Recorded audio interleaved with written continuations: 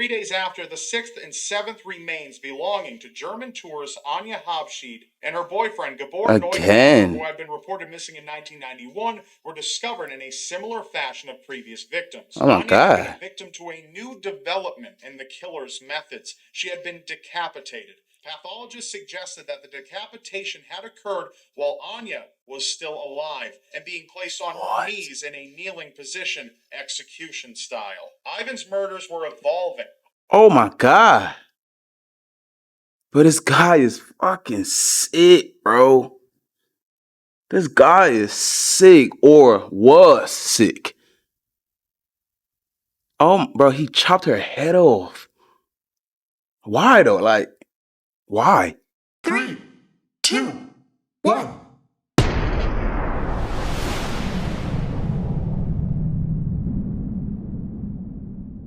It's your boy Vic here, man. I'm back with another video, man. I hope everyone doing good today down under in Australia. I hope y'all had a great weekend, man. But hey, I got something crazy for y'all, man. I got something crazy. I did not know all this shit happens in Australia, bro. I didn't know that, bro. Like, I'm not even playing. A goddamn serial killer, bro. A serial killer. I didn't know all this, y'all. Like, since when all this shit started happening? But, hey, I'm reacting to the backpacker murderer, bro. Ivan Milat. Is that how you say that shit? Milat. But yeah, man, I don't want to waste no time talking. I'm going to get right into this video, man. But first thing first, you already know, man. Show your boy some love. Like the video, subscribe to the channel. Help grow the channel, y'all. Please, please, please, man. Help a brother out. Let's get into this video, man. Let's go, baby. Let's go. Travelers take great risks to explore the world in unfamiliar places, surrounded by unfamiliar people. They are at a great disadvantage, and some people take advantage of that. Taboo relationships that nearly tore a family apart, bodies found with especially disturbing wound patterns, and gruesome, desperate attempts to regain control. All this and more on this episode. Let's explore the anatomy of murder. Damn. Damn.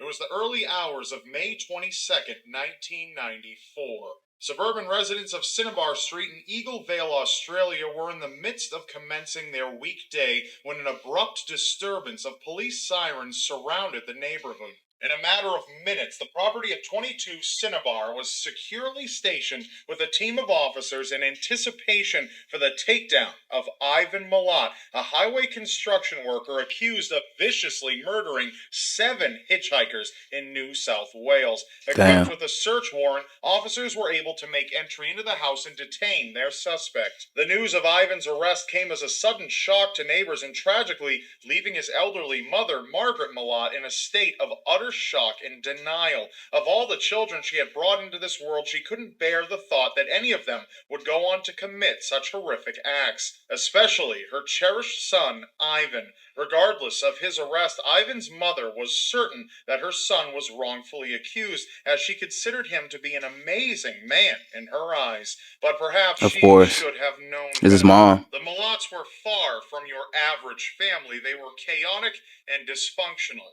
Ivan Damn. Robert Marco Milat was born on December 27, 1944 in Guildford, New South Wales, Australia, to Stephen and Margaret Milat. His father was a poor immigrant, and his mother was an Australian-born woman who was incredibly devoted to her faith in Christianity.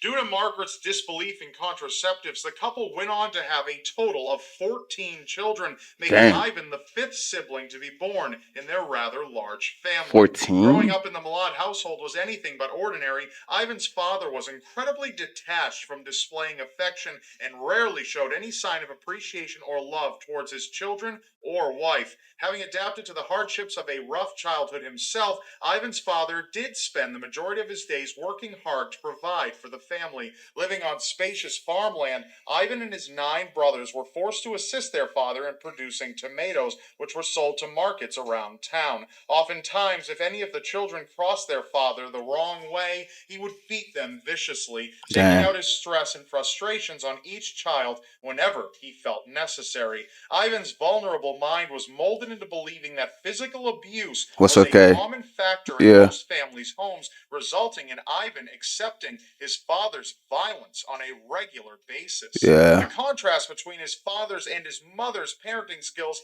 well, those were pretty obvious in the household. Margaret had no particular favorite when it came to all 14 children. She did everything she could to defend and indulge them with her love and care. Having a mother that stood to his defense even when Ivan was in the wrong gave him the impression that he could push his limits to do what he wanted, Yep. when he wanted. The family was very much isolated from any form of social interaction with others in the community, keeping to themselves and leaving many unaware of their personal lives. Playtime in the household was anything but childproof. Ivan and his siblings played with ammunition at a young age. They would all Ammunition? go on to toy with air guns, later advancing to hunting rifles. The beating at the The hands hell? of their father, mixed with the strong introduction of firearms, resulted in an inevitable set of rebellious and violent children. By his Damn. adolescent years, Ivan was regularly charged with criminal activity from robberies to break-ins. Law enforcement had become very well aware of the Milat, seeing as Ivan and his siblings caused the vast majority of crime in their hometown. Due to the lack of interest in his education, Ivan dropped out of school at the age of 15 and began making his own money through the 15. means of hard labor as a construction worker. In 1969, the family moved out of their first family home in the outskirts of Rossmore and moved into a residential neighborhood in Guildford. Since officers became so heavily involved with Ivan and his siblings, officials in their new town were given a sympathy card as a friendly warning to watch out for the number of crimes that were soon to be committed. Ivan Wow. pushed his boundaries and often had little remorse for his actions, and that extended into his sex life. On many occasions, Ivan took his chances with the women closest to him. His brothers and cousins would often catch their wives or girlfriends having affairs with Ivan, causing What? major disputes to occur, even as far as male relatives accusing Ivan of Bro, he's a crazy dude, bro. He is crazy, bro. Like,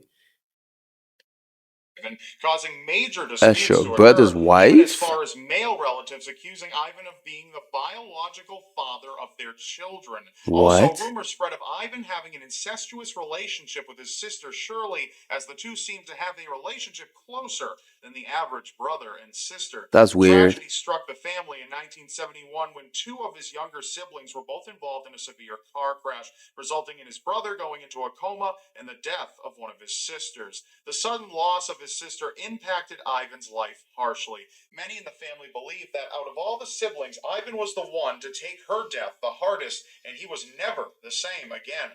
Ivan's habits of towing the line of socially acceptable behavior had been pushed over the edge. This was proven on February 9th, 1971, when Ivan came across 2 young female hitchhikers in Liverpool who were in need of a ride towards Australia? Melbourne. Ivan happily agreed to take both girls to their destination.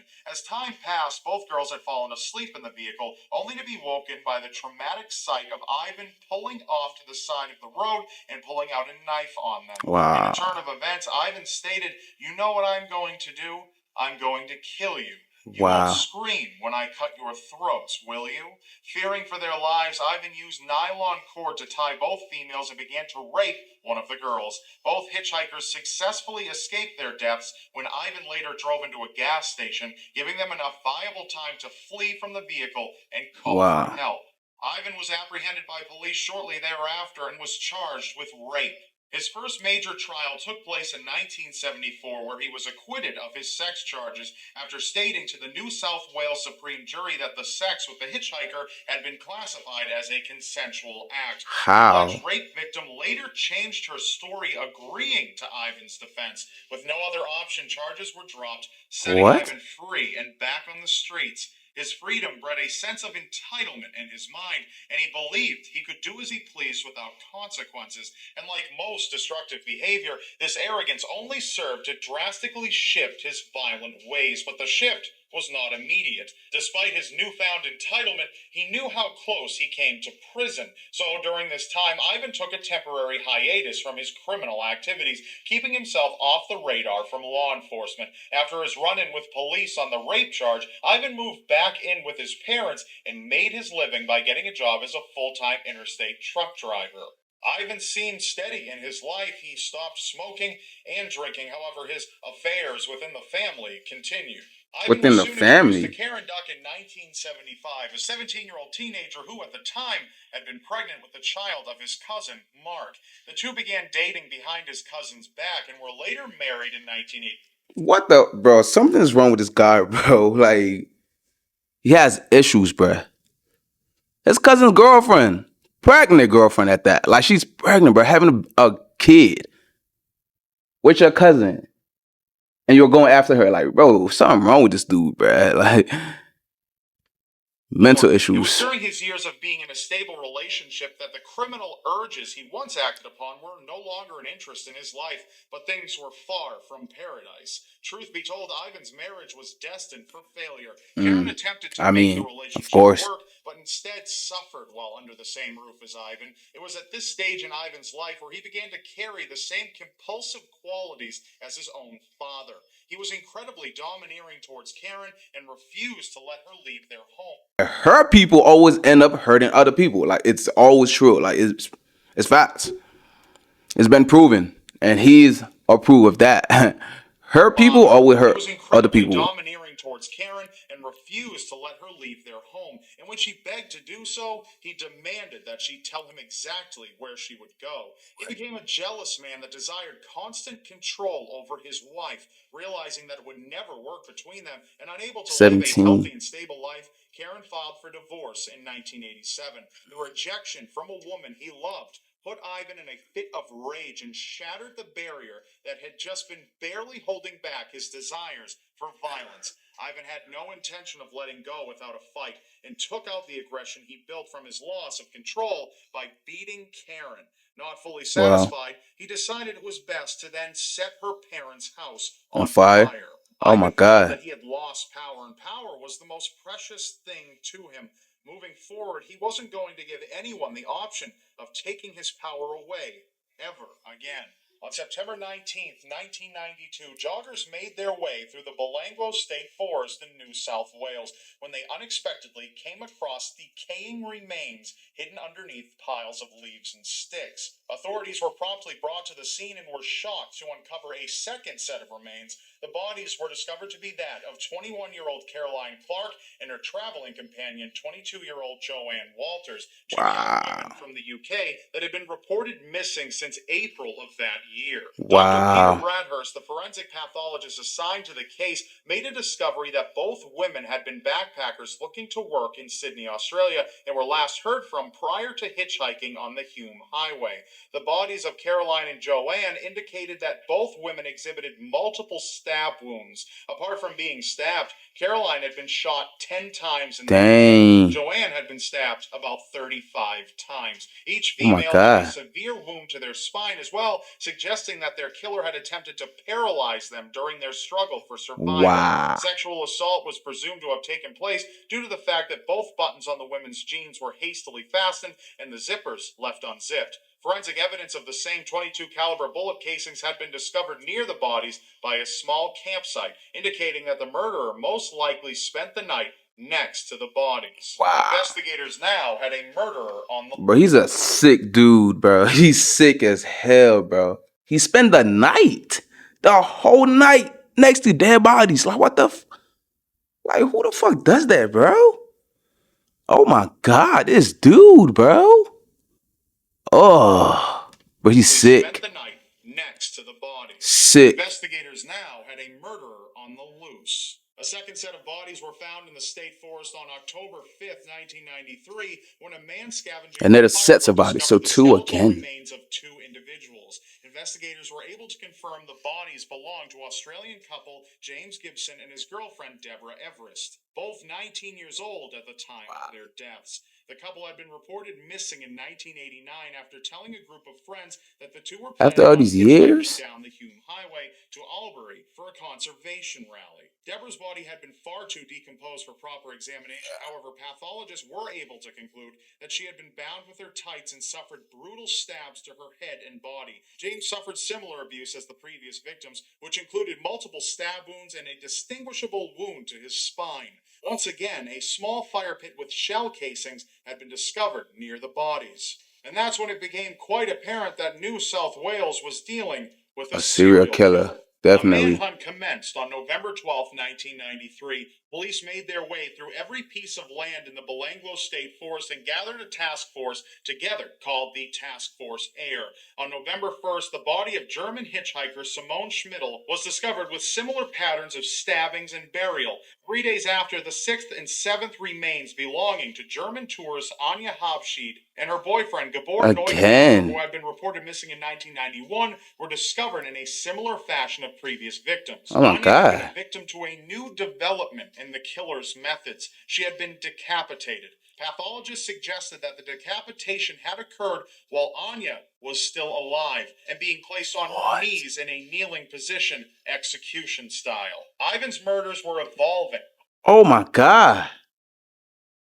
But this guy is fucking sick, bro. This guy is sick or was sick. Oh, bro, he chopped her head off. Why though? Like, why?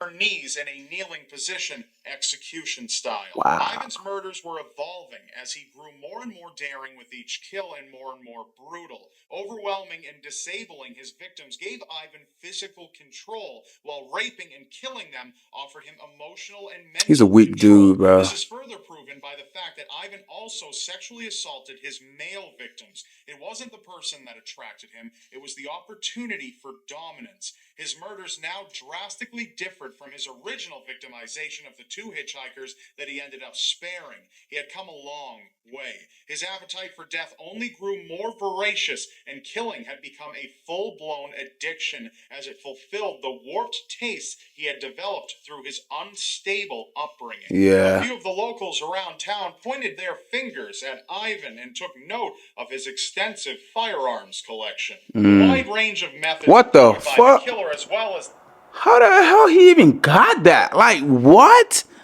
Look how big that shit is. Oh my God. Like, how the fuck does one get a hand on that? Like, what? sexual assault of both men and women made it difficult to narrow Is that down army the suspect shit? list. Though many targeted the Milats, police failed to uncover evidence that indicated any of the siblings had murdered any of the 7 hitchhikers. A major breakthrough surfaced when investigators received a call from a man by the name of Paul Onions. Paul resided in Britain, but wished to fly down to aid investigators in the hunt for their serial killer.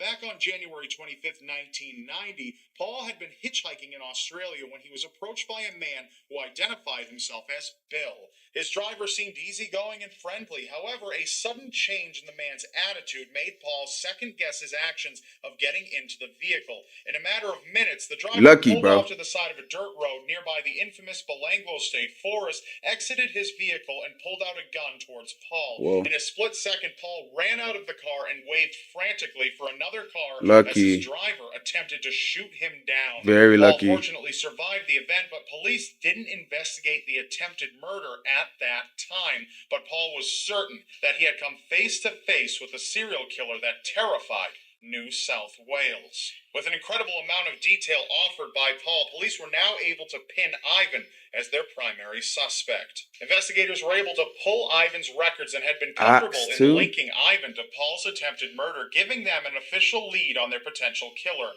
On May 5th, 1994, Paul was able to identify Ivan as the man who had picked him up and attempted to murder him. Now, with a search warrant in their hands, a team of detectives and officers made their way to Ivan's property on Cinnabar Street. At approximately 6:36 6 a.m., officers surrounded the property and entered the home. The interior was a jackpot to investigators. Personal belongings from victims, such as camping accessories, electronics, and clothing, were found, as well as multiple guns that matched bullets at the crime scenes. Ivan had been living with his sister Shirley and his mother Margaret in the house at the time of his arrest. His Wow. mother, though in shock, was furious with law enforcement and assured them that her son was far too good of a citizen to commit the acts they accused Of him course, of. bro. It's Ivan his appeared in mom. court on robbery and weapons charges the following day and did not enter a plea for his actions. Due to the overwhelming evidence, officers were able to confirm that they had got their man. Ivan had taken so many souvenirs from each of his victims that he decided to place items in between the walls of his home. Over 300 officers gathered into search parties on various properties belonging to each Milat sibling, and with no surprise, additional possessions which had belonged to the victims were found. It seemed as if the Milats were aware of the possessions, but denied ever taking part in the crimes. After further investigations and questioning, Ivan was charged for the murders of his 7 victims. Ivan remained in police custody until the start of his 15-week trial in March of 1996. His defense argued that in spite of the amount of evidence, there was no proof Ivan was guilty, and attempted to shift the What? blame to other members of his family, particularly his Bro, mother. how the hell is there no proof, bro? He had all these shit in his house, in between his walls, bro. That's enough proof, bro. It was him. Like, what the fuck? It's enough proof. Richard Milat. After much debate, a final verdict was reached on July 27, 1996. The jury found Ivan guilty of the murders, Of giving him a course. total of 7 life sentences, one Ooh, for each good life job. taken, I like with all that. sentences running consecutively and without the possibility of parole. Ivan was additionally convicted for the attempted murder, false imprisonment, and robbery of Paul Onions, which he received 6 years of jail for each offense. Damn. After an attempt to escape his jail cell in Maitland Correctional Center, Ivan was transferred to the maximum security super prison known as Goulburn Correctional Love Center. that. During his time in jail, Ivan attempted suicide on several Oh, occasions, yet of another course he attempt would. to regain control of his Of circumstances course he by would. ingesting razor blades, staples, and other harmful objects. On January 26, 2009, Ivan cut off his little finger with the use of a plastic knife in an What? attempt to mail the severed digit to the High Court of Australia. Failing to do so, Ivan was transported to Goulburn Hospital under high security. However, doctors were unsuccessful in reattaching the finger. Ivan Milat is currently 71 years old and remains detained under high security, Currently. and will do so for the rest of his life. Most recently, in 2010, Ivan Milat's great-nephew Matthew Milat and a friend murdered a 17-year-old boy Oh on my his God. birthday in Belanglo State Forest, just as his uncle had done years before. Wow. Matthew Milat was sentenced to 43 years in prison. Don't forget to subscribe The to my Milat channel family now for more must have videos to some feed your real darkest issues. curiosity. Oh, 9 years ago. Damn, it's from 9 years ago. That's crazy. That's crazy. Issues over issues over issues, and I mean mental issues, bro. Who the hell kill people for no reason? But even if you have a reason to kill somebody, don't do it. It's sick, bro. It's fucking sick, bro. But as I said, bro, hurt people always ends up hurting other people for no reason, bro. It's not their fault. It's really not. Seek some therapies. Seek help. Heal. Self love. Something, bro. He chopped a girl head off. Like, what the? Like, bro, on her knees, and he chopped it up. Like, why, bro? Sick, bro. And I mean sick as hell, bro. Hey, it's your boy Vic here, man. Stay safe out there. Drink water, eat healthy, and mind your business. But don't forget to like the video, subscribe to the channel, help grow the channel, yo. Please, please, please, man. Help a brother out. Let's go. Boom. Let's go.